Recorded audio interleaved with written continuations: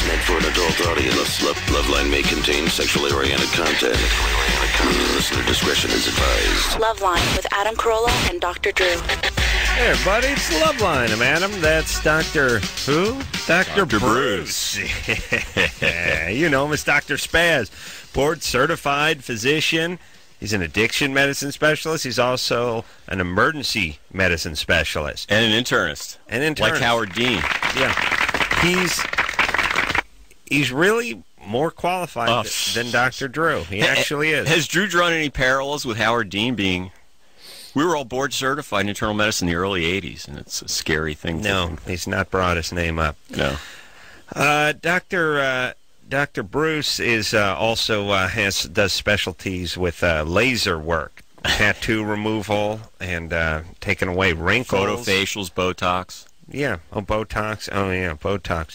So here's the thing. If you have a question tonight, it has to do with a laser, Bruce could probably lend his... or you can go to drbruce.com and you can ask questions there. I also have help numbers for, like, suicide and other... All right. You do that. Dr. Bruce is filling in for Drew, who's, I don't know, in Utah or something at some ski chalet doing God knows what. So, Bruce, you're going to be in tomorrow night, too? And Tuesday. You're blessed, Adam. Hold on. 3 goddamn nights of you? Yep. We're a minute and 22 into this show if I hadn't asked for you. Really? No. Can I say hi to my 7-year-old daughter, Elizabeth? That would be impossible. Okay. I love Dr. Bruce. I really do. I call him Dr. Spaz, but I do it with all great affection, although I will get angry at him at some point during the time of the show. But that's only because he wants it, and he needs disciplining. Hurt me, Adam. All right. So, holy Christ, I lost more money today. I can't gamble.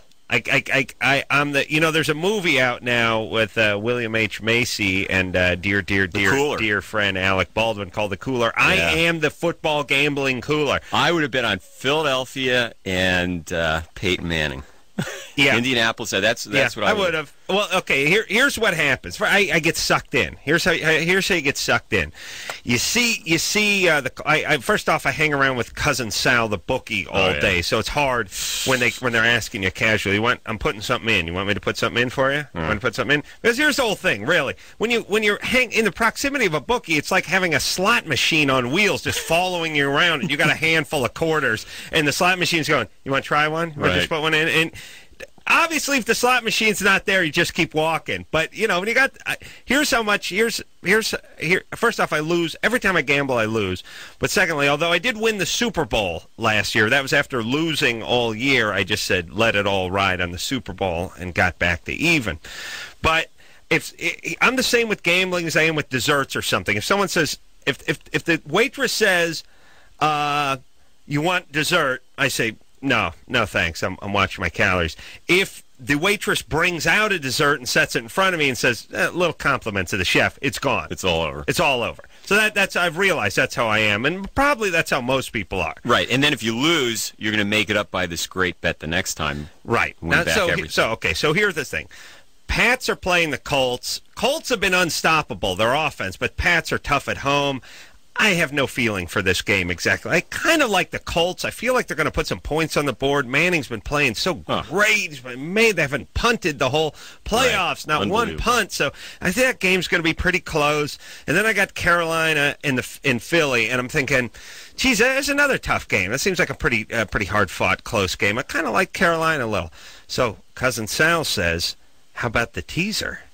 And I said, well, what's the teaser now? What's the teaser? Because I've played the teasers before.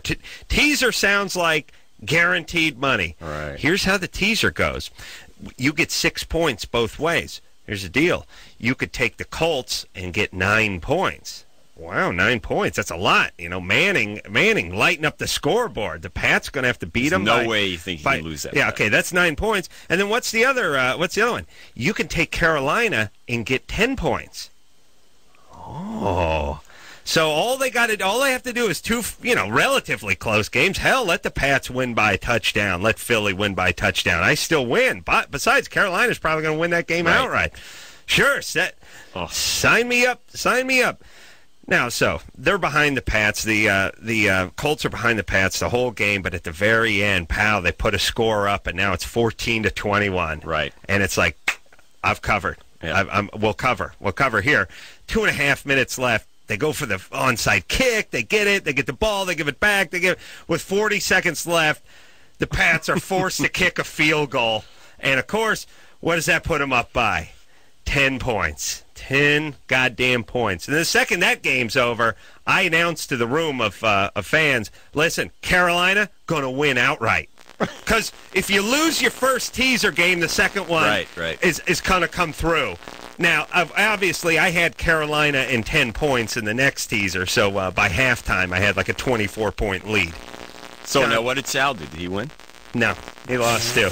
They both lost. So one goddamn point. But here's the thing, and then there's the knife twisting part where I said to the room, okay, now you realize Carolina's going to win the game. Because, of course, if Philly beats them and kills them, that 1 point that's not a knife twist anymore, right? And so someone says, why don't you bet for Carolina? I did. I said, you want me to take you down? I'll bet them right now and have them lose. Do it. You'll lose your money. Now, see, if I bet, they're gone. Right. I'll take them down. You should hope that I stay away from them so you can take your money.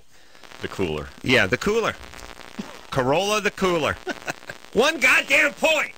14-21 with 2.5 minutes left in the game. I mean, when it's 14-21 with 2.5 minutes left in the game and your money's on the team that's losing, you're thinking, we may get to overtime. We may tie this thing up if we can get the ball back. No, you don't. You know, there's some good GA meetings. I sense a little loss of control, Adam. Jennifer? Hey, Dr. Bruce, actually, right?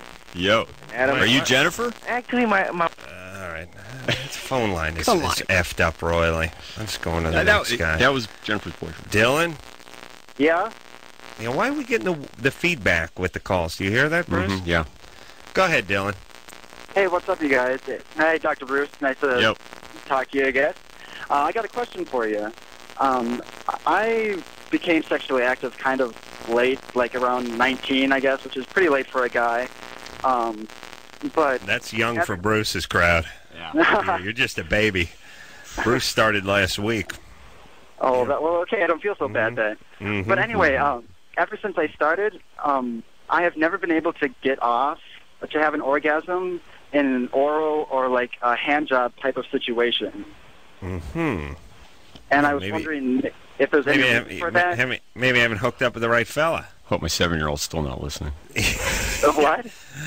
Listen, here's the thing. Hand job, I don't blame you for. Oral, I'm outraged. Yes. But the hand job, look, there's a lot of guys, a high percentage of guys who, it ain't going to work unless it's insertion. Yes? Yes. Yeah. I agree. Yeah. That's you, Dylan. Oh. That's let me see if I can train you a little bit here. Okay. You have a girlfriend? No, actually, I had girlfriends, and then I realized that I was gay, and I thought maybe that was the problem. Oh. But it still hasn't been able to happen with a guy either. I was joking when I said maybe I haven't found the right fella, but evidently not. So, have you ever been traumatized? No. All right. You're just confused? When did you start having sex? 19, jack off. Yeah, 19 with girls and about 21 with guys. And you've had an orgasm with penetration, is that right? At some point? Well, with guys, yes. With girls, no. Okay. Well, wait a minute. Is your... I'm going to ask this. I'm going to be sensitive about this. But is your behind intact? Is my what? Behind. That's the male's hymen. That's broken. That's broken. Are you usually the top or the bottom? I've done both. All right. And so you can have an orgasm with a guy having anal sex? Yes. But not with a girl?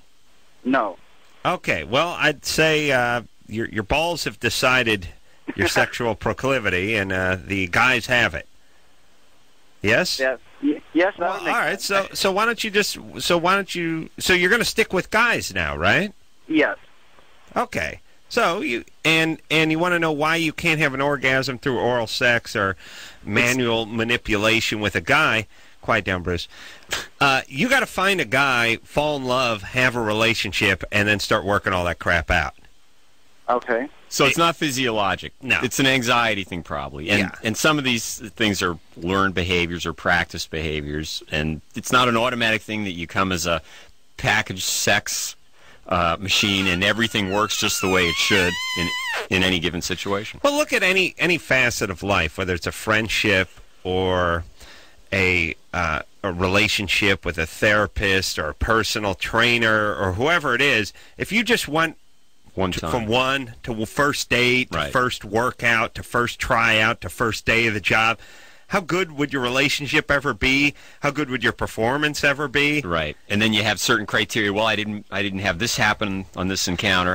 What's wrong with me? If you sort of think about your first day of school, your first day of work, your first date, your first whatever, it's never any, it's your 10th one by the time you start to loosen up and hit your stride. It's the same physically. Right, and this guy's interactions around sex are very confused up until a certain point, so there's got to be a lot of anxiety and a lot of insecurity. It's really weird from a societal standpoint, because we've managed to convince everybody, or at least the males, that one-night stand is the best it's ever going to get sexually. I mean, in terms of the media and television, radio, movies, it's like, hey, man, that one night, man, if you could get her into the sack, it'd be the greatest thing ever.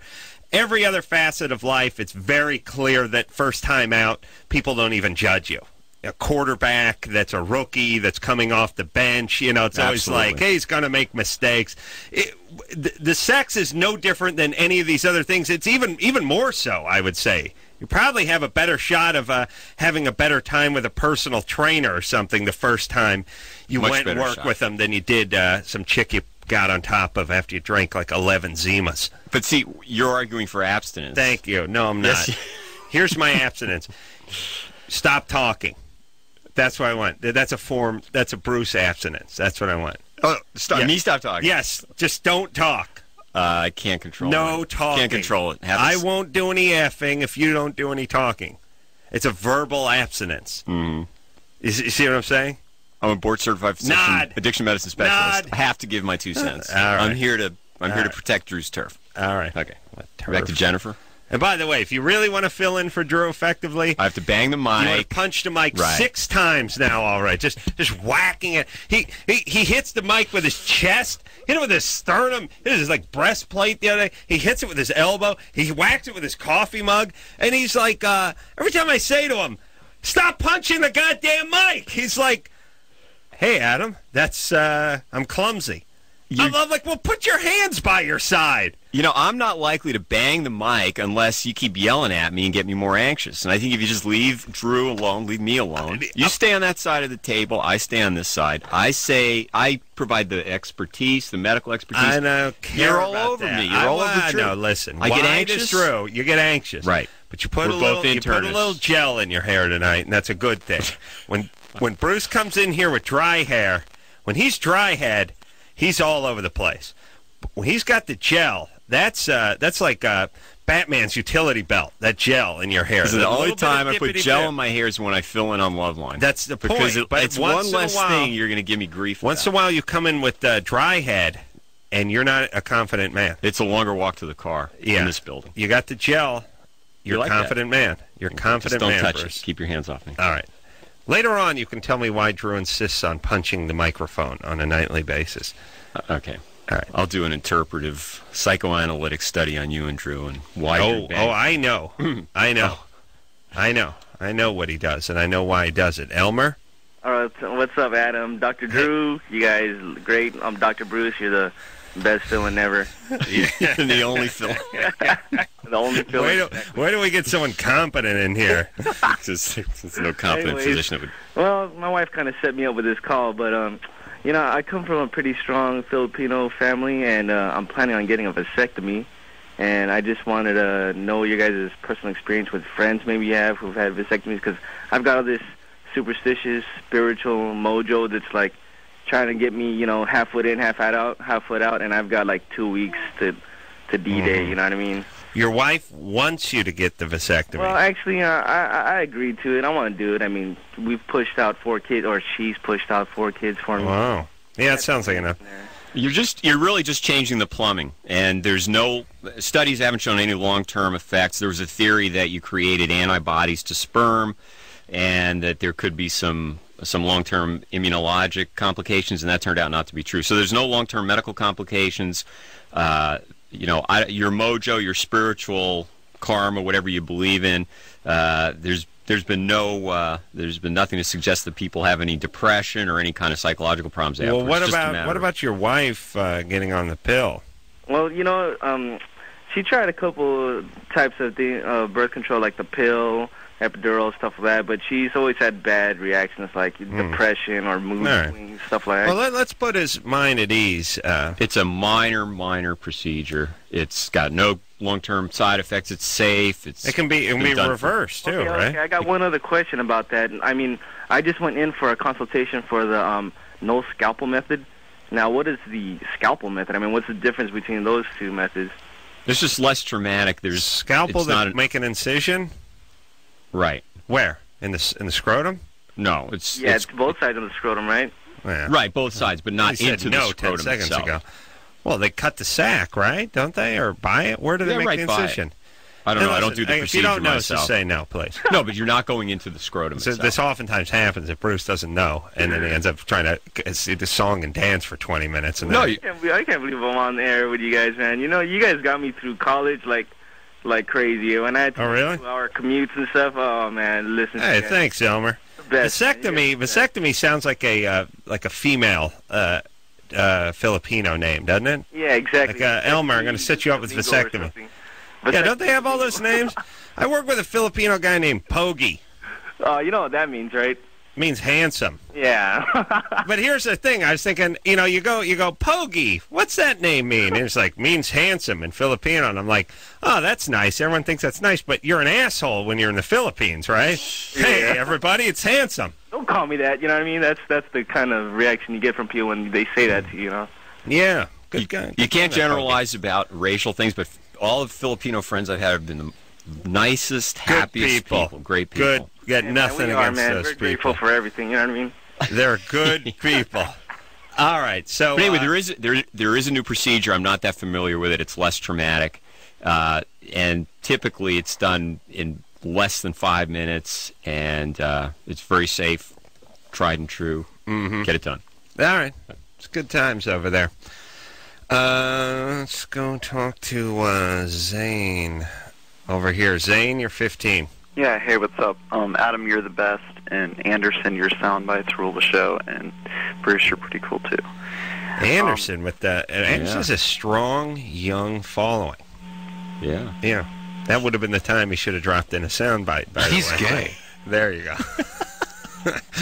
Go ahead, Zane. Yeah, my question is, I've been sweating a lot lately in social situations and when I get nervous, and I was just wondering if there's any medications out there that I can take to correct that. Well, I happen to know something about this.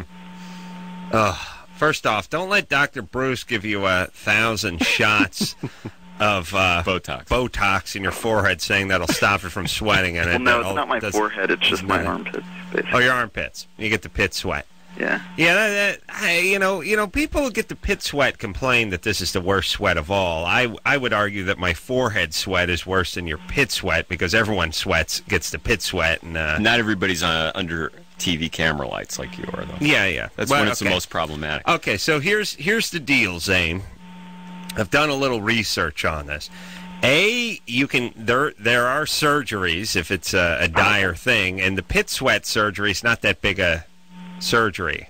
I don't know if it's the same as the palm sweat one, but they're actual surgeries you can do. There's also like a topical medications you can put on too. Yeah, you've tried. I think what is it, Xerac? Right. You always mention it, and I can never remember it. Xerac, I think. Yeah. You got that? Xerac. Yeah, Xerac, I think is how you spell it. But anyway, it's just a consistency of water, and it stops you from sweating. There's also pills you can take that'll stop you from sweating, too. Yeah, but, really the Botox injections... Yeah, what? They are very effective. What? What do you mean they're very effective? You shot me in the forehead like as if a couple rounds of a shotgun were fired into my goddamn forehead and it did nothing. You have to do it every why not just put it's like every just kill square myself? Inch. You were turning... Drew was sitting here. You were turning white. Drew's laughing, going, keep going, and you're going, well, after about 10 little injections, like with a tuberculin. You had put 70 injections into my forehead. Well, we didn't finish the procedure, and I had mercy on you. And hey, look, it did nothing. It did zero. Yeah, and okay, so the Botox for palms and for underarms is really quite successful, and it's not that painful. It's probably more painful in your forehead because you have thinner skin, and it's going to be less well tolerated. But there is a minor surgical procedure where you're cutting nerves that supply. Right. I just got done saying this. Here's the thing: get on the internet and start checking it out. They're topical things you can put on. Hyperhidrosis is the term, and if you do a search under that term, you'll find there are numerous practices that are dedicated to hyperhidrosis. And none that great though, really. I went to a guy. I went to a guy. I said, what is this surgery? He was like, basically said, oh, man, we're going to have to get the rib spreader out. Not for your forehead. Yeah. Okay. You know the people that, once in a while you go into some business and you want something and they decide they don't want you to have it, so that's it. Right. Like you go in and you go, I'm thinking of, even if it means work for them, like you want something done to your car, you want something done to you, and they're already shaking their head as you're explaining it to them. I've never understood that. Me neither. It's like, listen, Pops, I got a sweaty forehead. You do surgeries. How about I give you some of my money and you give me one of your surgeries and my forehead stops sweating? And you can tell it's about halfway into your explanation they're shaking their head. Yeah, well, no, I don't know. It's like, when doctors... What business are you in? Yeah, when doctors do that with patients, when they think the patient's a little off, or they're concerned about a little bit of characterologic problems, like the patient's going to not be satisfied. I mean, there's certain, you get a feeling for somebody, and you may have... How dare you? How dare you? Well, how dare you? I'm providing my professional medical I can tell you that experience. The surgery to get your forehead to quit sweating, which my forehead is doing right now, just talking about forehead sweat, is more involved than the one that gets your palms to quit sweating, as you could well imagine. Oh, absolutely. Okay. But if you'd let me complete the Botox injections in your forehead... Are you high? You gave me 75 injections. All I did was get a whole bunch of little red dots in my head, and I sweat more than I ever did from my forehead. I didn't use a topical anesthetic because I thought, Adam, tough guy, real man. You said you're going to give me an injection of Botox. Here's the thing. Bruce has to inject every square millimeter of your forehead in order for this to work. He didn't tell me I was going to get a series of 75 shots. I thought I was getting one shot. And why would it work? You already did it. It did nothing. That's your answer? No, I didn't comeback? Because I didn't finish. It's dependent on completely covering that area. All right. Listen. Okay. We're taking a break. Thank God Drew was there as a witness. It did zero. You gave me 75 shots. It did zero. We didn't finish the procedure. So you're saying if we did 90 shots, it would have worked? How dare you? All right. Listen, we're going to talk during the break. This is not going to work. All right. We'll be right back. Hey, everybody. It's Loveline. I'm Adam. That's Dr. Bruce. Dr. Bruce filling in for Dr. Drew, board certified, addiction medicine, emergency medicine, tattoo removal.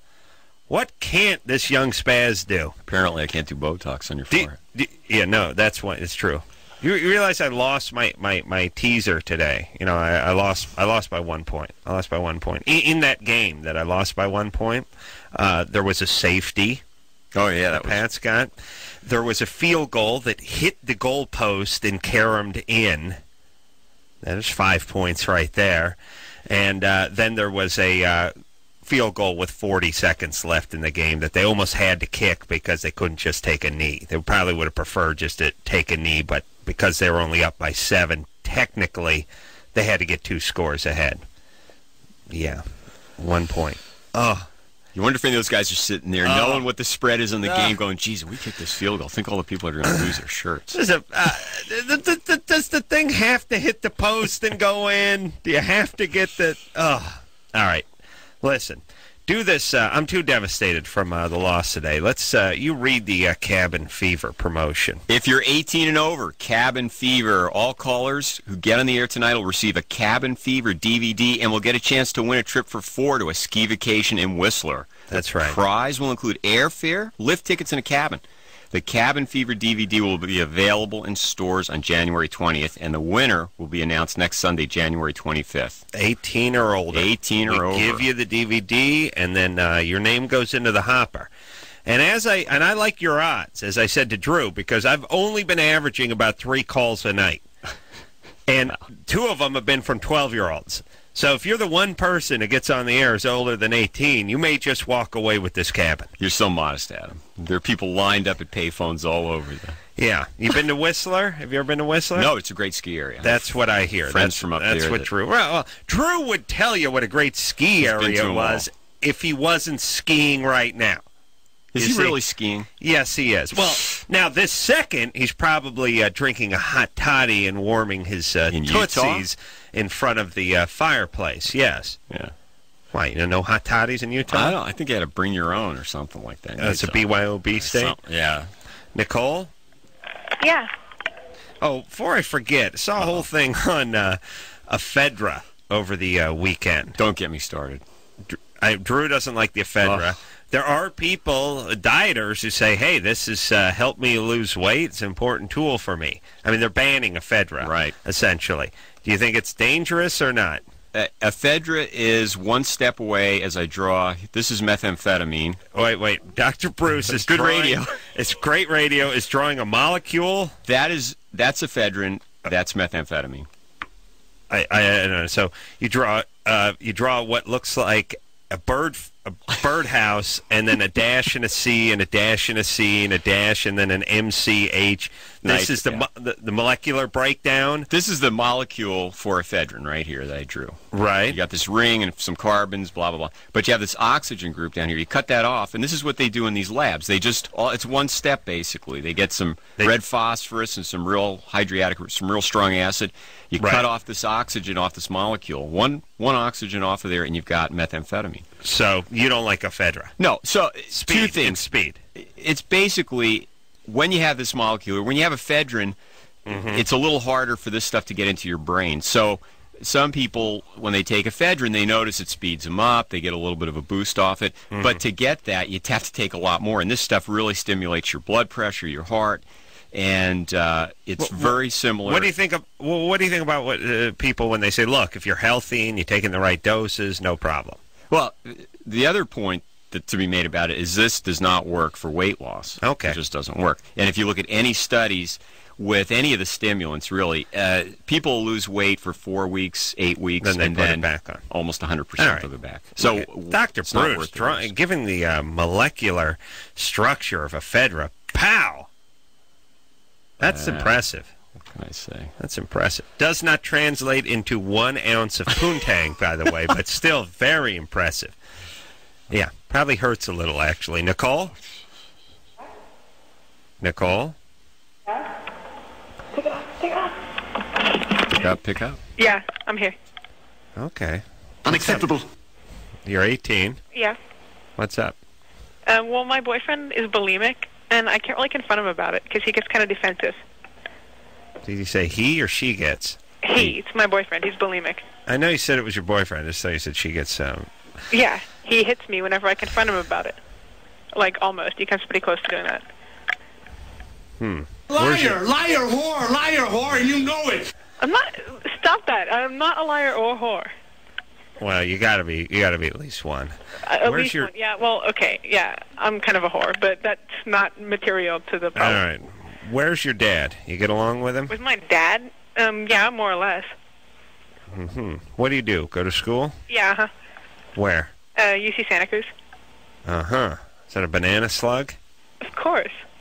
Jesus. So, how did you find out he was bulimic? What do you notice about his behavior? Well, because he's lost like 40 pounds over the past 2 months or so. Yeah. Was he heavy before? Sort of. He was kind of like a hobbit, pleasantly plump.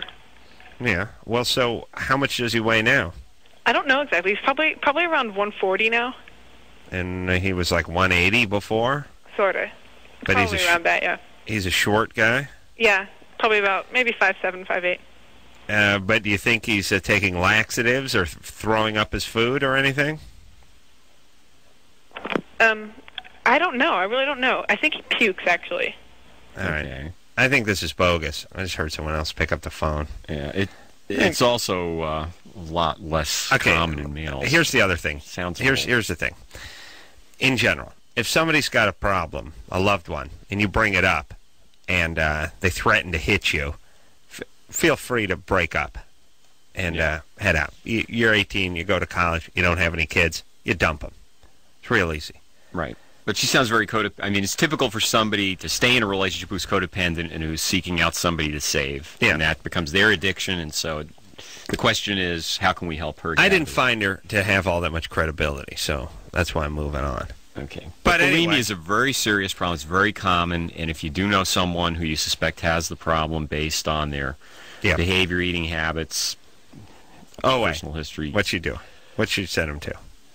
Well, the problem, it's like doing an intervention sometimes, getting help for the person. They will sometimes react very aggressively against people that try to intervene. So it's sometimes going to a therapist or a school counselor and getting some help in intervening. It's a complex problem, but never don't try and help. Rob? Yeah? You're 21? Hello? Hi. Germany or Florida? Oh, you have a Germany or Florida for us? Yes, I do. All right, go right ahead. Okay, a guy goes into a computer store, buys a computer, takes it back the next day, and he says when he turned it on, it wouldn't turn on, and when he opened it up, it was full of potatoes. Yeah. He does this, a couple times, and when he finally, store manager calls the cops, turns out he was taking the parts out of the computer and returning it full of potatoes. Right. What do you think? You think this is the work of a German or Floridian? Floridian. You think of Florida?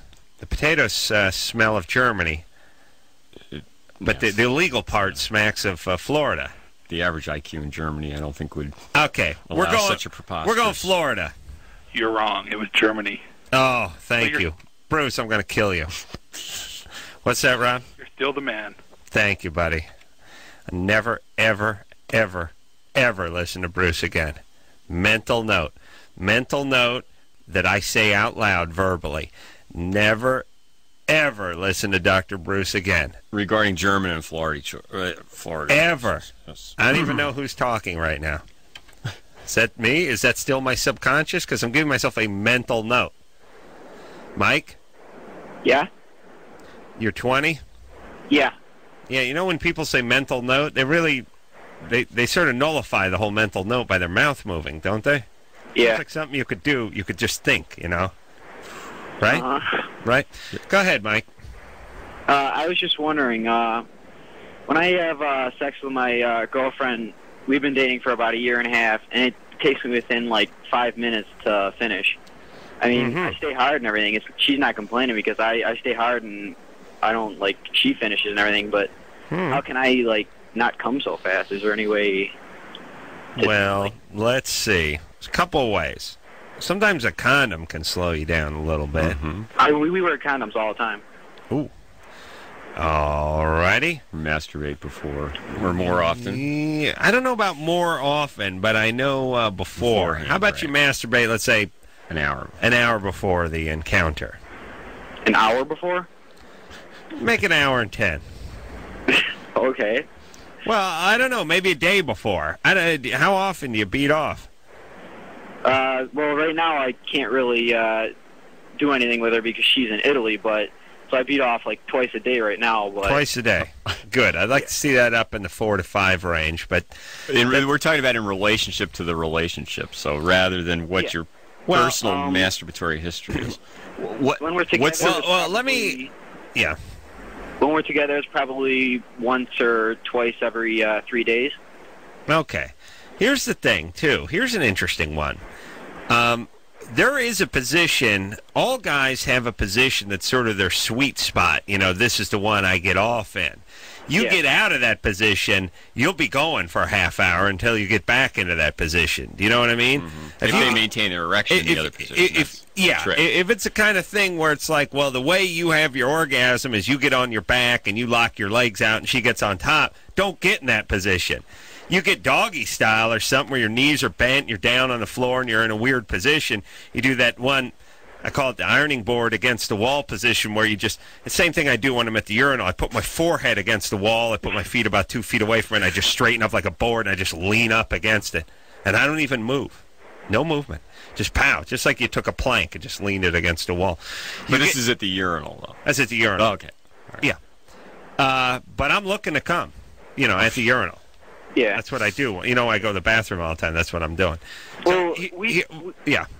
Sorry. Go ahead, Mike. We've tried many positions. I mean, I've had like a 2-year relationship before this, and we're on a year and a half now. Mm-hmm. I mean, I've looked on Kama Sutra like websites and Cosmo, and sure. I mean, I've tried every position I can look at, and you can have an orgasm in any one of those positions. Oh, without a doubt. Okay. The most 10 minutes. Okay, here's the other part then, the sad part. I put him on hold, but he can hear me, of life, which no one tells you about. That's just you. Right. Look, people who have bad skin, they have bad skin because they have bad skin, not because they eat chocolate. Guys who come in 5 minutes, not because they're weak emotionally, not because of their schedule, not because of anything. It's because that's what they do. That's what they do. The same way guys can hit a ball 450 feet. Some guys snore, some guys don't. Some guys are tall and some guys are short. There ain't a whole lot you can do about this. There's things you can do to not F it up any worse. But other than that, Yeah, it's sometimes the dynamics of the relationship. Yeah, but because you'll have a, this is him.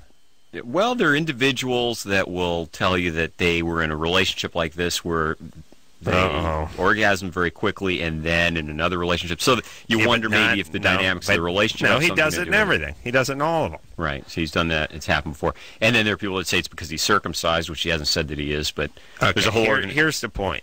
Yes. I would say try to squeeze one off an hour before the whatever. Other than that, you're having your orgasm. You're keeping your erection. She's having her orgasm. Everyone's happy. Or he'll get depressed.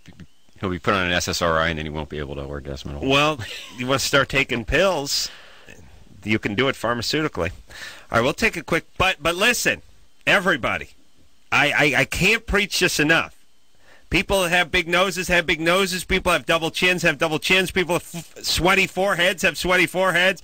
People with skinny legs have skinny legs, and it's not because of anything they ever did except for being born. It really isn't. Right. There's a range of normal, and this is not abnormal. That's right. That's right. And we're as a society, we're obsessed with fixing things that we really can't fix that much. Yeah. And blaming, by the way, the fatzos or the ones with the big noses or the ones with the monobrows.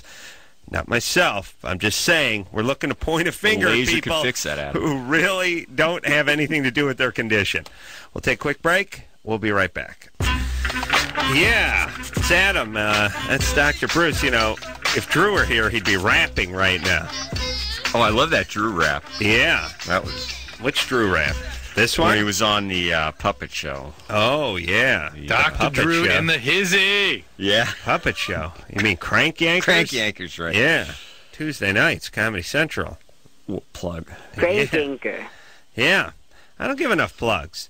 Tuesday night, Comedy Central, Crank Yankers. And then Drew and I are going to be out at Stanford University. Yeah. I'm lecturing over at Stanford. That'll be on Wednesday. If you're in the area, you can come see us. I promise I will use the F word. And not just say F. Yeah. I will use the entire F word. So that's always a thrill. Let me tell you, kids, about a little something called cabin fever. You got to be 18 or older to participate in this, but as Dr. Bruce mentioned earlier, all callers who get on the air tonight are going to get a DVD of Cabin Fever with all the behind the scenes and all that kind of stuff, and then you will register to win a ski vacation for 4 to Whistler, which Drew says is in Canada. Yeah. Anyway, it's going to include airfare and lift tickets and the cabin where you may be eviscerated if it's anything like the movie. I don't know why you'd want to go into a cabin after seeing. I guess if we were giving away Jaws, we'd just drop you out in the middle of the water, right? It's that kind of movie. Huh? Yeah, it'd be like, hey, watch Jaws. Here's a houseboat. Is Drew snowboarding? No. Oh, okay. He's just skiing. Okay. Drew would tell you how nice Whistler is. I said, ironically, he's skiing right now. In Utah? In Utah. Okay. Drew likes to ski. It's a family place to ski. Utah. Yes. I went skiing one time with somebody else's family and got this scar on the bridge of my nose. Ski pole or ski? Actual ski. Going down the mountain, got into a little accident with another skier. Everything was fine. And then when we were trying to untangle ourselves, the person whipped their leg up, and the butt part of the ski, the back part of the ski, just pow. Caught me straight in the bridge of the nose. And you know how much the face bleeds, don't you, Bruce? Yeah. Blood just pouring down my face as I was making my way down the hill. Being a good boxer, though, you're used to that, and you probably just... It didn't bother me. No. It didn't bother me, although I was a lad. I was probably 15 or 16. Never did get stitches, and that's probably why it left the scar. Yeah, well, we'll talk about that. Sometimes it's much more noticeable than others. Now, who are we talking to, Amanda? Hello. You're 20? Yes, I am. What's up? Nothing. How are you guys doing tonight? Good. Great. Okay, here's my question. I need to clear my conscience. I was with a guy for about 4 years, and truthfully, he used to come in me a lot, and I got pregnant in, like, March of last year. Mm-hmm. But when I found out I was pregnant, they dated it back to a week that me and him weren't sleeping together, and I was actually, I cheated on him with one guy. You stinking whore. Okay, so my question is, how likely is it to get pregnant from pre-cum? Because the other guy I was with, we were only together for about a minute before he pulled out. So he didn't actually, we didn't actually have sexual orgasm. That's an enthusiastic man. Oh, you mean... Well, no, I stopped it. So you gave him like 3.5 pumps, and then you said, no, I can't. Yeah, basically. Let me just finish you off with a BJ. Okay, sure. Yeah. That's about how a third of the conscience got to her, so she just finished off with the BJ. God bless the women of today. Okay, so he didn't have an orgasm. No, he didn't. Until you finished him with the BJ. Yes. Yeah. But I was in a... Sorry, yeah. That's all right. But there could be some... Okay, so here's what we found out about the pre-cum, as loaded we call it. With sperm. Well, they say it is, but then they came out with some stuff later that said, well, maybe not, and they didn't seem to know. Again, you're the doctor, but please shut the hell up. Evidently, some guys, maybe it varies from guy to guy, yes? Of course. Okay. And from how much ejaculation they've had at that time, what time of day, and how warm or cold they keep their testicles, all kinds of things will influence the number of sperm and pre-cum. Right. But so it's fair to say that some guys have more sperm in their pre-cum than others do. Yeah. And we don't know which one this guy was, and we do. He was a guy with a lot of sperm in there. Yeah, and every girl that gets pregnant can bring that study to the abortion clinic or through her pregnancy. You just don't know, and the point is there are a lot of people that have this. It sounds like Amanda's surprised to the point of wondering how this could have happened, and yet I know. No, I think she wants to know if it's this guy's. Of course. Well, I put my boyfriend through a lot because I basically told him it was his. I didn't give him the option that it could have been another guy's. Okay, so how long ago was this? This was in March of last year. So you had an abortion? And I had an abortion in May. Oh, okay. But this is like a radio confessional here, and you want to purge yourself of guilt. I need to clear my conscience. All right. Well, let me say this. How about this? Okay. For anyone who feels guilty about anything they've ever done, and feels badly about something they did, and instead of apologizing, why don't you go to some homeless shelter and volunteer for a day? Work it off. Yeah. I mean, look, sometimes you can't repay the person that you wronged. like your boyfriend. I don't know if there's any way you can make it up to him. I don't know if you want to tell him. Right. I don't know if you should tell him. But you have a sort of karma debt to be paid, and instead of just burning calories trying to make peace with it inside your own head, why don't you just go down and hand out some, ladle out some slop to some bearded alkies down at Skid Row for a month, or get in the mentoring program. Or Catholic Big Brother or something. Why don't you just go do something? You ever notice it's not the people like Amanda who have a conscience and continue to feel guilt. Guilt's not bad if you address, hey, I feel guilty. Why do I feel guilty? I did something wrong. Right. I need to do something about it. Either confess or make amends in some way. But it's the people that have no guilt and couldn't care less. You wish you can have some miracle cure for them so that they could suddenly have conscience and want to do something about what they did. I'm just wondering with Amanda, is she still with the guy that she cheated on? Or don't know, don't care. Don't care. Okay, so yeah, she is with that guy. She got back with him. So I'm wondering if that's affecting the relationship now. Or... Well, we got to take a break. Oh, so screw you. I really want to know. Well, you're not going to find out. Obviously, it is a little bit. Just shut up, would you? We'll take a break. We'll be back. Hey, everybody, it's Loveline. I'm Adam. That's Dr. Bruce. Dr. Bruce, dear, dear, dear friend of the show. Filling in for Dr. Drew, by the way, who's skiing.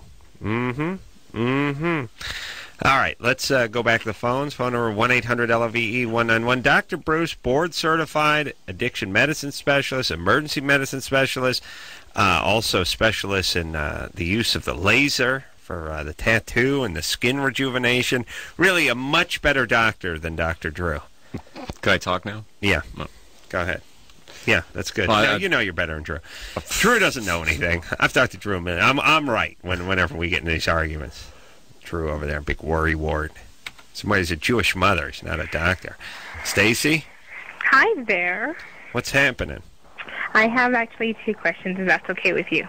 All right. Is that fine? Hurry. Yep. Okay, first question. I recently got my nipple pierced in September. I believe it was September the 8th. And I've noticed that it's healed already, but it's kind of like lactating a little bit. And I heard that women who have had kids will still lactate. Even after. My son is already going to be 4. But it's kind of pussing out a little bit, but it doesn't hurt at all. But it's kind of it looks like the way breast milk does. But a bit more with a creamier substance.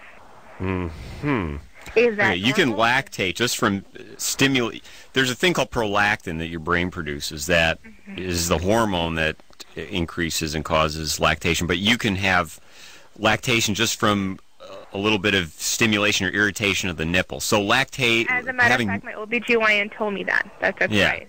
So, and then there's a discharge that the nipple produces, that's normal for it to be there. You may have it more or less, in one person to the next. So, the signs of infection are, redness, increased warmth, and an increasing discharge. And how long have you had this kind of the crusty discharge? No, it's not. It doesn't hurt. It doesn't feel red. It doesn't feel warm. It's been doing that since September of last year. How long have you had the nipple ring in there? September. Since September of last year.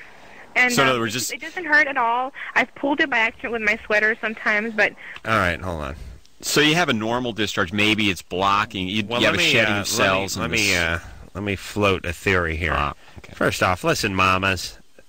Your nipple piercing days are behind you. Right. That was before you cranked out the kid. Okay, number 1. Number 2, if you can take a nipple, irritate it and or stimulate it and get it to produce some milk in some cases, especially when somebody has a young child, then it stands to reason if you put a nipple piercing in it and it was rubbing against the bra or the sweater or whatever, that could create enough stimulation or / irritation to produce the milk, right? Right. If that's the situation, when you put any kind of a foreign body in or a piercing, you develop a scar. Yes. Scar tissue around it. So it just depends on how much movement there is. But yeah, absolutely right. I was thinking the same thing when she was talking. So all right. So what should she do? I'd remove. I wouldn't worry about an infection, although having not seen it, I should never say that. But remove the rings is what I would do. Because like you said, Mama. Yeah, she's a mom. Take the ring out before the kid gets a shot of it and you freak him out. All right. Someone wants to heap praise on me. Will? Hey. Hey, Will. You're 27. What's up? Hey, this is quite an honor, man. Why, thank you, Will. Yeah, I've been listening to this show for like 8 years, but this past 5 years, I mean, every time you're on. Well, it says here you were in the joint for a number of years. Yeah, so about the only entertainment that we had. Did they let you listen to the radio, huh? Well, you actually have to buy one. You know, they're about $5 AM/FM radios, and they sell them for $30. And you plug them inside your cell? Well, you know, they're little battery-operated personal radios. Ah, I see. And so you can listen to the show at night? Yeah. Now, what time do they have what time is lights out? Well, at SRCI, they make you turn out your lights at it's a recall at 10 o'clock. Yeah. Now, what's recall mean? Well, recall means everyone to their cells. Okay, everyone to the cell, and then we're shutting the lights. Yeah, and you got to be in, otherwise, you're unauthorized area and you're going to the hole. Right. Now, if you want to read a magazine in your cell and you have a reading light, can you just do that for an hour? Well, yeah, you actually don't have to turn, they turn out the lights in the units. In the cells, the lights have to be on because they still have to do 2 more accounts. I see. Then at about 11:30, they shut off your main lights in your cell, and you still have the security lights. So, Will, did you suffer any retribution for being an Adam Carolla fan while in prison? I mean, was there any persecution? Actually, be surprised how many of them there are. I mean, everyone's walking around going good times, bad times, Right. That was sort of a rhetorical question on my part, as I suspected that not that you're in that element necessarily, but that maybe the more criminal element would have Adam for a role model. Everyone's an Adam Carolla fan. Yeah, exactly what I thought. That's right. I mean, he is the man. What were you? Yeah, you're still the man too, there, Anderson. What were you in for, Will? Well, you see, I was actually driving through Oregon, me and my girlfriend, and we were actually kind of doing a little scenic route. I was actually heading to my mom's house up in Montana, and we stopped at this bar and to have some lunch. Well, actually, it's more like a late dinner, but close enough. And my girlfriend was heading to the bathroom, and this drunk little guy started mouthing off to her. Said something that she didn't like. She never actually told me what he said, and she slapped him across the face. So he pulled out this boot knife or whatever the hell it was, started coming at her. Wow. Yeah, and so I jumped up and basically handled his ass. And now, did he die? Well, no. I mean, I knocked him unconscious, but he stabbed me 3 times. I had stitches on my hands, and I got a cut on my wrist. And this is what happened in Con Air. By the way, I don't know if they show that film on a movie night. Well, no, actually not. They don't show anything if they showed that has a prison theme. Nothing but prison theme. It was caged heat and concrete jungle and all those great escape, beautiful films, by the way. All those great escape movies and Lockdown and all that stuff. But now here's the thing: you must have had some priors, Will. Well, you see, Oregon has this fun thing called mandatory minimums. Measure 11. Yeah. And they felt that they were giving me a slap on the wrist by giving me 5 years rather than 70 or 90 months. Because they said I was so much bigger than him that I could have just disarmed him, and then I could have stopped hitting him when before he was rendered unconscious. Right. Well, maybe they had a point, but the point is he pulled a knife on your woman and you jumped in and you had no weapon? Yeah, exactly. Will, I feel outraged for you, Will. By the way, you must have a horrible representation. Yeah. Well, they don't call public pretenders dump trucks around in the joint for no reason. Yeah, that just sounds like a disaster. Well, listen, God bless you, Will. You're on the outside now. Sounds like a nice guy. You can get back to your life. Yeah, remember in Con Air, that's what happened. What's his name? He came home. He came home from the military. Was that Nicolas Cage? Nicolas Cage. Great movie. Yeah. If you like gay porn. Hey, if you wait a second. If you love gay porn, you're going to love John Woo. Look, lots of shots of guys with their shirts off walking in slow motion down tarmacs with the heat rising up above it. Yeah, it's good jacking if you're a gay guy. It's great. Oh yeah, Face Off, Broken Arrow, great. Some of the most expensive gay porn I've seen in the theaters. Yeah. Did I say I hated that movie? Oh, that sucked. That stuff sucked. These a-holes. That stuff's crap. Please. The gay porn? Well, I just like that. Here's what I like. Here's what they have to do. We haven't talked about this in a while, but it's Sunday night, and I'm in the mood to gab. Bad movie making, which is, this happens every once in a while. Guy has to go to prison, but yet somehow he's the hero. So how do you make this guy go to prison? He's our hero. Well, here's how you do it. He shows up at some bar. He says he's going to get his old lady, just wants to leave. Some bikers surround him. Right. People tell him, you're not going anywhere. He makes the announcement, I don't want any trouble. He tries to walk out in the parking lot. The biker gives the famous, you found trouble, lunges at him with a knife. Next thing you know, he turns the knife on the guy, and the guy lands on it. Then it's the judge's gavel. Murder one! Murder! And then you're sitting around going, well, how'd this guy get murder? When everyone in the bar heard him announce he didn't want any trouble and walk outside, and then the biker followed him with the stiletto, right. And now he's going to the joint. What they really ought to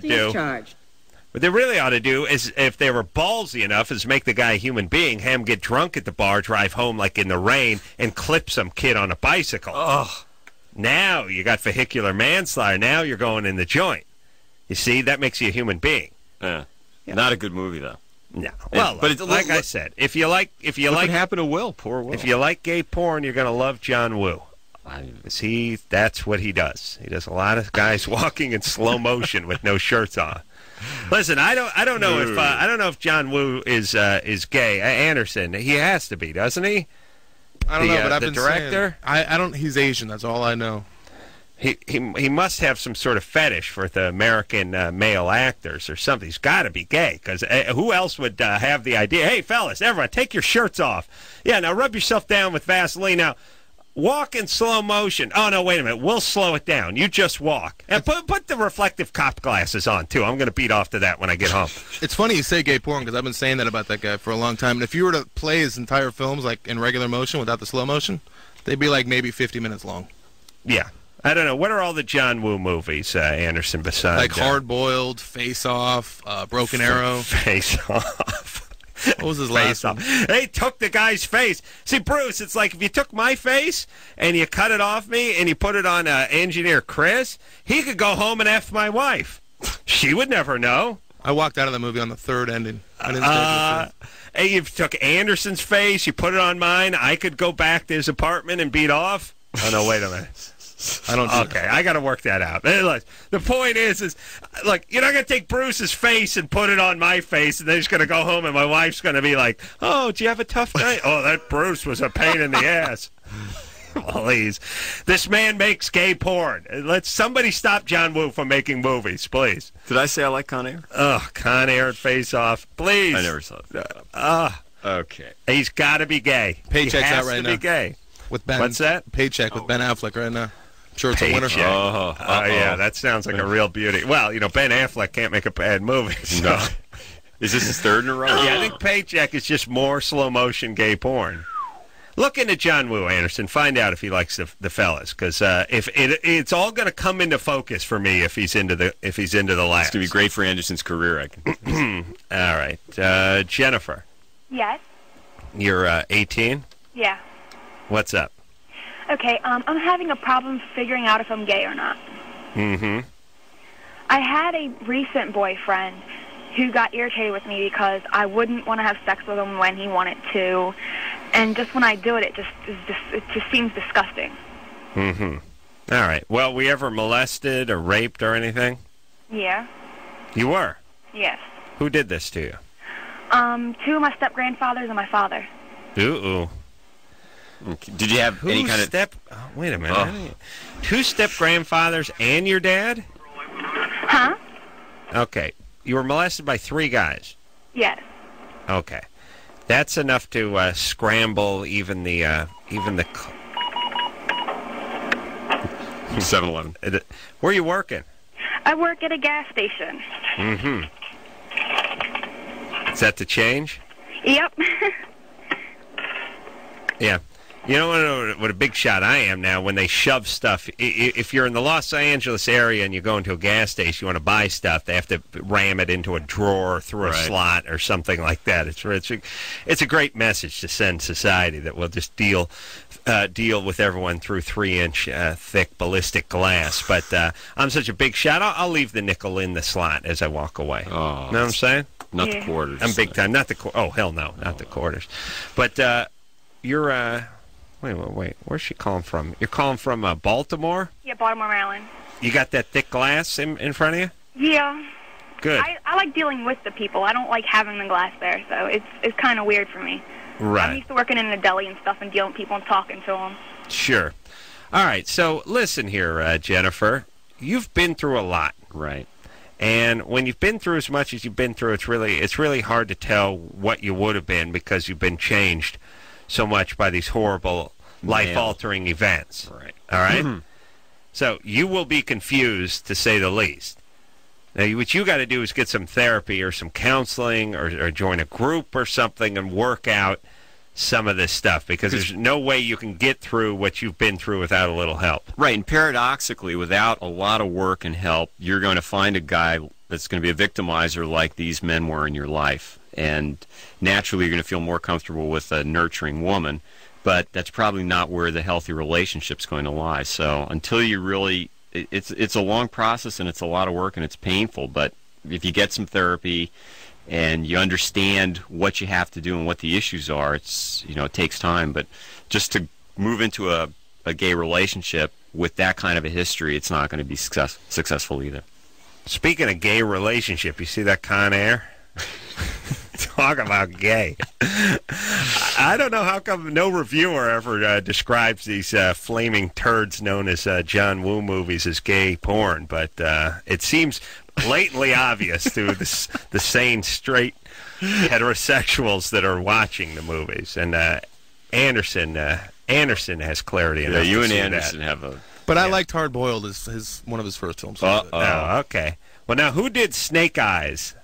No, that's good. That's Brian De Palma. Oh, that's good. I never saw Snake Eyes. That's good, and it has no slow motion. And if it does, the shirts are on. Okay. I was thinking Nick Cage. You'd like it, I think. But we got Face Off, which is again, like I said, the premise. All they got to do is cut your face off, lay it over my face, and then I can go to the prison and do tattoo removal. No questions asked. Yeah. You put my face onto your head, you go home and F my wife. Mission Impossible 2, same thing. Oh, Mission Impossible 2, yeah. Yeah, a lot of pulling off the faces real fast, like. All right, you ready to roll here? Yeah, I'm ready. Very tangential tonight. Heidi? Hi. You're 18? Yes. Yeah. I have a question about tattoo removal. All right. Okay, I got a tattoo a couple years ago, and the guy who did it, it wasn't done out of shop, but he was a professional. He had all the equipment and stuff. And when he did it, it's all splotchy, and he missed some spots, and he didn't use any. He just used blue and green, and I wanted color, but he didn't want to use color since it was free, and and I want it removed. So I need to know, like, how much it's going to cost, and, like, if there's any problems, will it leave a big scar or anything like that? Well, where is it? It's on the left-hand side, like, kind of in my groin, kind of hip area. I don't know how to describe it. It's down by my hip, kind of. Well, I've got a mental picture of it. But, okay, don't do the same thing with the removal that you did with getting the tattoo. You know, the guy's a professional, but... No, I won't. What's the tat of? It's a Hawaiian flower. Oh, classy. Can you tell it's a Hawaiian flower at this point? Not really, no. Okay. Well, seriously, the lasers that are used today for tattoo removal are very safe. The downside is it takes time. You have it done once every 4 to 8 weeks, and it's an average of 8 sessions. Right. Now, your chances of scarring are related to your chances of scarring from anything that disrupts the skin. If you've had stitches before, most people don't have a problem with scarring with tattoo removal. It's very rare. unless, again, the operator doesn't know what he's doing. But the areas that are the most sensitive are generally the breasts, the outer arms, and... Are there laser tattoo removals in every city now? Oh, yeah. I mean, it's do you open the phone book? Open the phone book. Seeing a board-certified internist or dermatologist or plastic surgeon. Interestingly enough, the majority of these type of lasers are sold to family practitioners, general practitioners. What do these things run? The procedure per session, per square inch. What do they go by? Both ways. They're done both ways. In our area here, and generally it goes about, for a square inch area, each treatment's going to run about $75-$100. 2 square inches, 100, 150. So if you have business card size area, about $100 to $150 each time it's done. Times 8.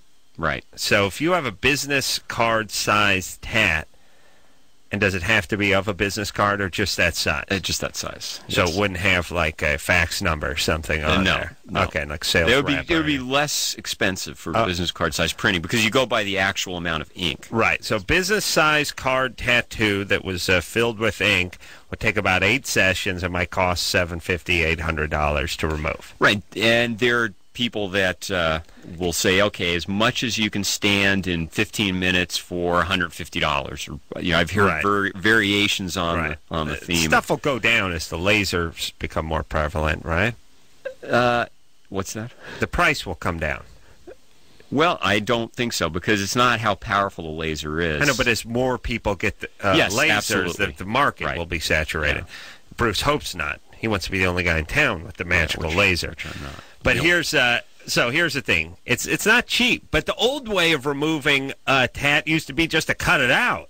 Cut it, scrape it, use salt, rub salt on. I would see guys who had a scar on the side of their arm that really looked like they were burned badly, and it'd be like, what the hell happened? I got my tat removed. Right. Well, there were lasers that were almost like Star Wars continuous beam lasers, where you'd hit the ink and the skin and ink, everything would go, and so you'd have an actual wound. I'm talking about 15, 20 years ago. They would just cut it out or something. Yeah, well, disaster.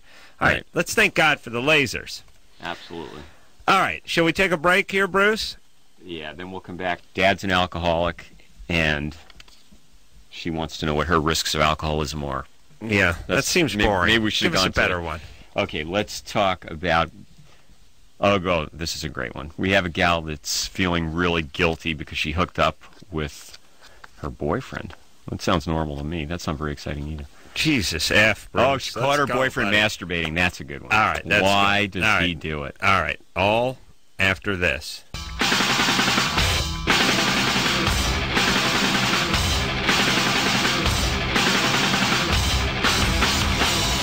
Hey, yeah, everybody. It's Loveline. I'm Adam. That's Dr. Bruce. Dr. Bruce filling in for Dr. Drew.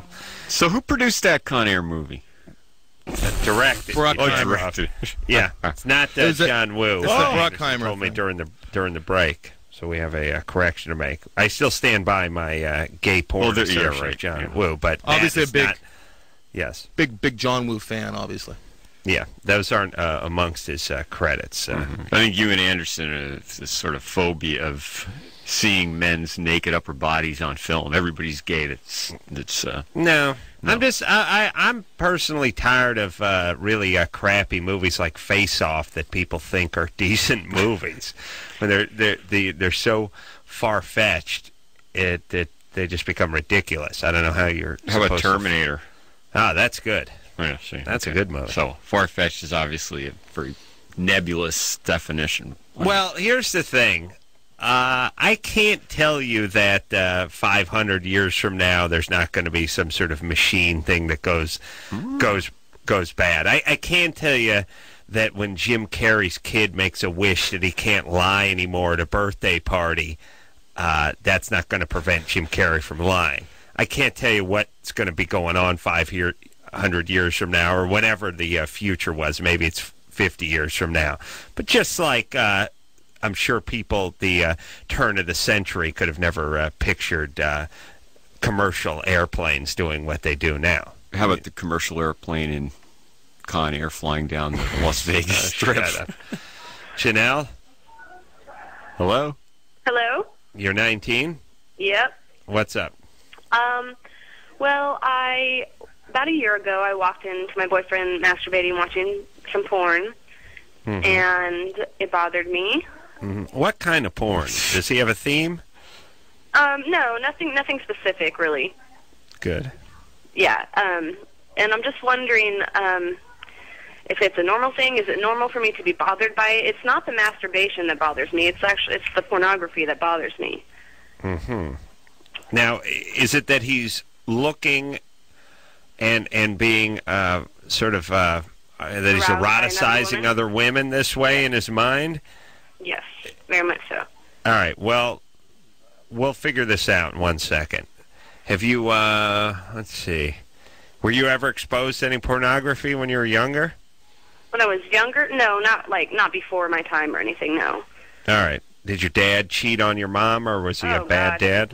No. He's an amazing father. Wait, do you come from a family where there were a lot of... Did you go to church? Is there a moral value system that would judge pornography as wrong or bad? No, not at all. So it's pretty but open. when you and your boyfriend are having sex, you ever watch pornography or anything like that, or? We have maybe twice, and that was after I found out that he was watching it, and I thought, okay, well, I'd feel more comfortable if we were to watch it together, and that I was all right with, and he had told me he wasn't going to watch it anymore, and then I found out about a month ago that he was, and he had been lying to me about it for like over a year. Yeah. Well, look. Okay. Here's the deal. No guy is. I don't know how old is your boyfriend? He's 20. All right. It is physically impossible for him to stop watching porn. That ship has sailed on the Scrotum Sea a long time ago. The barn doors are open. The balls are out of the barn. I don't know what other cliche I can destroy, but the point is there's no going back. Not at 20. It's impossible. Now, if you're the kind of person who says, I'm uncomfortable with this, then he'll do what any logical guy who's not obviously can't stop watching the pornography is going to do. He'll say, okay, I'll stop, and then he'll do it until your car pulls up in the driveway, in which case he'll stop. Right. This is what guys do. And by the way, this is what everybody does who's doing something that they rationalize as not hurting their spouse or them, and this is sort of, I'm going to keep the relationship running smooth, and I know you take it as disrespectful, but this is just what any guy would do. 99% of guys would do this. Okay, so is it normal for me to be bothered by it, though? Or should I not be so... Let me tell you something. This is classic, and in many... just as Adam says, it's universal that guys are going to want to look at porn, and if it bothers a girlfriend, hide it even more. It's just as universal for women to be initially at least threatened by the porn or want their boyfriends to stop. Now, I have to say that there are individuals that develop an addiction to porn. It becomes like a drug, and any kind of sexual activity, whether it's with another person or with pornography, in which it's used to stimulate a certain part of the brain, if it's something that you do for a certain kind of thrill, it can develop into an addiction. And right, because he says it's not the girls, it's a different kind of thing. Like our sex is kinky. I know there's no problem there. Oh, there goes the FCC. How much is that? She just had to drop the F word. Okay, here's what I'm getting at. I put her on hold. I've not spoken to any women on this show that once you trace it back a little bit, there's not some issue involving exploitation or men or something that creeps in. And Janelle doesn't seem as caught up or as angry as many of our callers are. Listen, Janelle. Yes. No using profanity. I'm sorry. I apologize. Okay. So I just want to make sure you love your dad. You were never molested. You don't have any issues. I was molested, but not by my father. You were molested. Right. It was my cousin. Who molested? Your cousin. How old were you? I was 12 years old, 12 or 13. Was it an ongoing thing, or was it caught? It was a one-time thing. How old was your cousin? He was oh gosh, he was a lot older. He was I think in his 20s. Oh, and did he have sex with you? No. That's and did you report him or anything? Well, I told. Eventually, it kind of got out because it happened with another one of my cousins, and so it eventually got out, and my parents knew, and it was dealt with by family. He was like basically forced to seek help before he was, considered part of family again. Yeah, so that's pretty traumatic. Right. And there is, I was about to say, usually there's feelings of exploitation that creep in here, and you were exploited by this criminal. But look, here's the thing, Janelle. Your boyfriend will lie if you put him in a position to lie. It's disrespectful. You're not going to get him to stop. Here, put it this way: if he's a good boyfriend and he's present with you and he's good in when you're making love and everything's fine, then let him do whatever he wants. If you feel like this is hurting your relationship, other than the part where you told him to stop and he didn't, then make an issue out of it. What do you say to that? Yeah, I think really she needs to come to terms with it, and I think the part about there's somewhat of a universality in terms of men masturbating, fantasizing, and in some cases using pornography. I think for her to accept that and then look at what's going on in the relationship. If all of a sudden she says, okay, it's none of my business what you do, but she's looking at the quality of the relationship, if things start to move away from the intimacy between them and he's more and more into the pornography, then there's an issue, and we're not sure that's not the case. All right. Stop busting his balls. And listen, if you got molested when you were 12 by your 20-something-year-old cousin, a little therapy would be nice. Well, I assume she had therapy when it was you never know. She sounds fairly well adjusted. She does. She sounds like she wants to know what's going on. Thank you. Yes, she does. Brian. Yes. You're 22. Yes. You got your 14-year-old girlfriend pregnant? Yes. Why do you have a 14-year-old girlfriend? Well, she's really, really mature. Oh, and right. she sees no problem with it, and I see no problem with it. And our friends... Yeah. Well, here's the problem. When you ask ask an eighth grader if they have a problem with something, they don't have a problem with a lot of things that adults have problems with.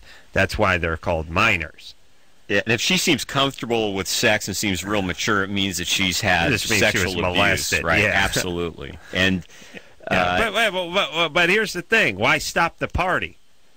Her uncle molested her. Why not young Brian slide in and, keep the train rolling? Yeah. Well, that's what... unfortunately, you're in the situation where, by any standard, you're an abuser. You're a perpetrator, and, you're in a bad situation because I assume it's illegal in Oklahoma for a 14-year-old. There's no consensual sex of 14. Well, I guess maybe there isn't. And she's pregnant. Yes. All right. And what do you do? Something with metal? What do you mean? What do you do for a living? Oh, I work at a garage at a auto parts store. Yeah, I was thinking transmissions for some reason when I was talking to Brian. I was thinking metal cars. All right. So, and she is in school? Yes. And what grade? Junior high? She's in 10th. 10th grade? Yeah. At 14? Yes. What? How far? Wait How a far minute. along is she? You'd have to be jumped up a few grades, wouldn't you? No. I don't know. I don't know why she's in the 10th grade, but she's not in the 10th grade. It's usually 9th grade when you're 14, I think. 9th and 15 too. She ain't no 14 and in the 10th grade unless she got pushed ahead. School. Yeah, she didn't get pushed ahead. She's going to be 15 very soon. Oh, man, that's going to be a good day. So now you got her pregnant. Now, here's the thing. Here's the thing that borders on retardism, Brian, which is you're taking a big enough chance at banging a 14-year-old when you're 22, but doing it without protection. Aren't you just asking for trouble? Well, I used protection, but evidently it did not work. Okay. I used a condom, and... the instructions aren't exactly hard, so I'm pretty sure I did it right. All right. Well, now it says up here that her dad's a cop. Yes, and her dad's a cop, and he kind of scares me a lot. And I don't think he really knows that we were going out. But we've been going out for a long time. They thought we were just really good friends, and I mean, we've always been just messing around. Really, we've never really had sex. We just mess around and stuff. And like I'll have clothes over there all the time, and her mom is like really religious, and I think she trusted me too much. I think she's who kind of trusted naive. you too much? Her mom. Her mom. Yeah. All right, hold on a second. There's an air of bogosity here, but on the other hand, it's religious chaotic. Mom and cop dad. Cop and let me tell you, sounds scary. Cops are nuts. They are nutty. And listen, I know we got a lot of cops listen to the show, and God bless you. You're doing the Lord's work, except for when you hand out the chicken-ass tickets. You know who you are. Please, for Christ's sake. Is that why you signed up? So you could just hand out the candy-ass, chicken-ass tickets? Wow. Well, Brian's going to have a much bigger problem than a chicken-ass ticket. He's going to have a gun up his... Yeah, but cops are nutty guys. They're almost criminals. They just want that. That's the way they went. Yeah. It's just like, here's how cops and criminals work. You know, the guys that are the gay bashers who are ultra-religious right-wing, or the guys that just like to go out and go into a fag bar and kick some ass on a weekend. Turns out when they hook the tumescence monitors up to these guys' pepes and show them gay erotica, they're like John Woo. They get excited. You see what I'm saying? Yeah. Yeah, so they're a little closer than they thought, and sometimes that's what causes you to do whatever. It's a very simple psychological equation. A lot of cops could have been on the other end of their billy club quite easily. Well, some of course, there are people. I mean, the same thing with ministers and people that that you attack. That's right. Being but Christian. They're still doing good work. The majority, except for police, the chicken-ass tickets. Right. But they're doing good work, and fine. That's good. That's taking an impulse that says I could easily be a criminal, but instead, I'm going the other way. Yeah. All right. That does not mean that young Brian will not get a Cops, by the way, and I don't know if you can take the law into your own hands when you are the law, but they will. They'll do that on occasion too. Yeah, be a nice ass kicking coming Brian's way. Maybe Brian should. We need to talk to Brian. How about Brian convince her? Can she get an abortion, Brian? What? At 14? Is she going to get an abortion? Well, I just work at a parts store. I really don't have a lot of money, and if her mom ever found out about that, I'm pretty sure she'd disown her because she's, real religious. But if we don't get it, then that crazy nut of a dad that she has is gonna, start to notice stuff, of the growing, and then he'll probably come hunt me down or something. This is bogus. I ain't buying it. Well, anyway, I'm buying Brian's voice. Brian, something's wrong with your voice. It's bogus. I'm smelling it. What do you mean? It's not happening. Well, if it is happening, not happening. He's in big trouble. I'm not Brian. It's not the story that I don't buy. It's Brian I don't buy. Well, let's just hypothetically say this is going on. First of all, she needs to get into therapy. She needs to see a doctor. First of all, you're high risk at age 14. It's not just being pregnant like anybody else is pregnant. It's a high risk situation. Really? Yeah. So medically. Because 14, your body's not ready to be pregnant, and you can have complications of pregnancy that you wouldn't get in later years. All right, so what should he do? She needs to get medical care right away. I don't know how far along she is, but he works at an auto parts store. He's going to make her drink Prestone. Yeah, well, no Prestone, no hangers. What? Seriously. So, Brian, has she gotten to Parenthood, right? Well, yeah, but at 14, I don't know. She needs to get to a health professional. Okay. An OBGYN, a family practitioner, some entree into the healthcare system. Do you have a Planned Parenthood somewhere around there? Open the phone book, find Planned Parenthood, and go down there. All right? All right. Take it from there. Yeah, because if this is really happening, there are very serious issues you're going to have to deal with in your life. I mean, you've done something that you obviously don't have the ability to comprehend the full scope of what's happened, what you've done. And I'm more concerned with her, and she you have fears about the pregnancy in terms of her getting kicked out of the house. Very unrealistic understanding of the situation. She needs to see somebody like tomorrow. That's a professional, a counselor, somebody that will know where to steer her. And what do you sell at the auto parts store, Brian? All kinds of parts, any part that anybody needs. But I don't make a lot of money for doing it. And I don't know how much do these planned pregnancies usually cost.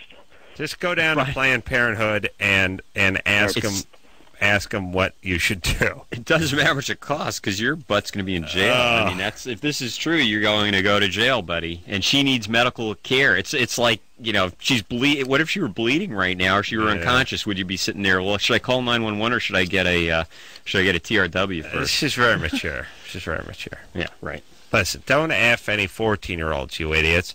And if you do, this is what happens. All right. We got to take a break.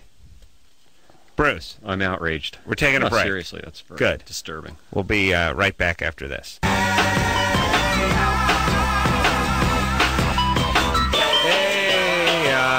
Hey, it's Loveline. I'm Adam. That's Dr. Bruce. Dr. Bruce filling in for Dr. Drew. One last quick plug for this Cabin Fever. DVD is coming out on the 20th of January. That's Tuesday. This Tuesday, by the way. And here's the deal. You call on the show, you're 18 years of age or older, and you get on the air, and we give you a DVD. And then once we give you the DVD, your name goes into the hopper. And then what happens? Well, what happens is in a couple of weeks, I reach into the hopper, and I pull my cousin's name out that I already put, because I put his name in there. And then, Ann's telling me to stop talking. Yeah. Good thing we got that dry erase board for Ann. But you got to be 18. Got to be 18. Is your cousin 18? Doesn't matter because I'm going to get the tickets from him. I'm just giving him a couple. He's a junkie, actually. I'm just going to give him my quick hit of horse. And then I'm going to take the things, and I'm going to Whistler, Canada, which Drew, who's a skiing expert, Drew loves skiing so much, guess where he is right now? Skiing. That's right. And what do I love? I love the kids. I love helping. He loves skiing. I love helping. Painful erection will not go away. That's why I don't know where Whistler is, but Drew knows it well. Yeah, you know where the auto show is, and you know. How dare you? The point is we'll give you 4 tickets, and you go the airfare, you go to the cabin, you get the lift tickets, you go to Whistler, you sit there in the cabin and wait to be slaughtered by whatever killed the kids in the cabin fever. So, got that coming up. Shiva. Hi. You're 15. Yeah. Well, me and my boyfriend have been going out about 3 months now, and every time we hook up. How many months? Huh? How many months? For about 3. Oh, okay. I thought you said 30 months. Every time we hook up, do, oral sex or something, well, I'll be really into it while we're doing it. I'll encourage it and I'll go along with it. But, after he leaves or, just an hour later, I'll feel really disgusted and I won't want to talk to him for, a couple days. Calling from La Crescenta, huh? Yeah. Yeah. I used to rent a house out there back in the day. Yeah, I've heard. Yeah, good time. It's keeping it real. Yeah, keeping it real. You're a legend of debauchery in off of Lake Street, I think, was my exit off of that. I like the way she said, so I've heard. Yeah. Okay, now do you have some sort of a moral value system you grew up in, a religious system which says that you shouldn't be sexually active before marriage type of thing? No, I was raised an atheist, actually. Yeah. Any abuse issues? Were you abused or any kind of my mom's a social worker. So. Okay, so listen, Shiva, here's the Wait deal. A second. What's that mean, hippie parents, that's always trouble. Listen, here's why you feel, there's 2 reasons you feel guilty. One is you feel like you're compromising yourself. The other reason is you feel like the guy ain't really that into you, and maybe you're just appeasing him to keep him around. Is there any situation like that going on? No, not at all. That's not it. And I don't even really feel guilty. I'm just, grossed out. I don't know. It's weird. Okay, and you were never... okay, well... How old is the guy? 16. 16. Okay, here's the thing, then. Give it a break. Don't do it for a month. See what happens. Yeah. See how you feel. See if you miss it. See how he feels. I hate to cut the guy off, but if you're 15, you're on the cusp, you're performing oral sex, maybe it is a little bit young. Maybe you ought to just walk away for a few weeks and see how you feel. Yeah, I know I won't go very far with the statement, but... All right, then keep it to yourself. Sex is not a recreational sport, as I have mentioned in the past. And you're better off going with your intuition. Something is telling you you're not ready for this, or it's just not right at this point in your life. And a lot of teenagers, when they're 14, 15, 16, aren't ready to have sex, and it's not something that benefits them. It's not something that enhances a relationship. Right. You know, sex is not a recreational sport. Yeah. Who's that? Dr. Spaz. Oh, that must have been an expert in the field. Yeah, an expert's going to be out in the field if he doesn't shut up. You had your fun. Madden? Hello? 21. Yes. Oh, sorry. Hey, thank you for taking my Hey, call. what's happening? Listen, sorry to put you on so late. You've been on hold for 80 minutes. Blame Dr. Bruce. Your dad is an alcoholic. Where's my bourbon? And you want to know if you're likely to be one as well. Yeah, he's been alcoholic ever since I've been born. And my little brother, which is 14, he is like already drinking at his friend's house. Okay. And I've been pretty good until lately, since I've become old enough to drink.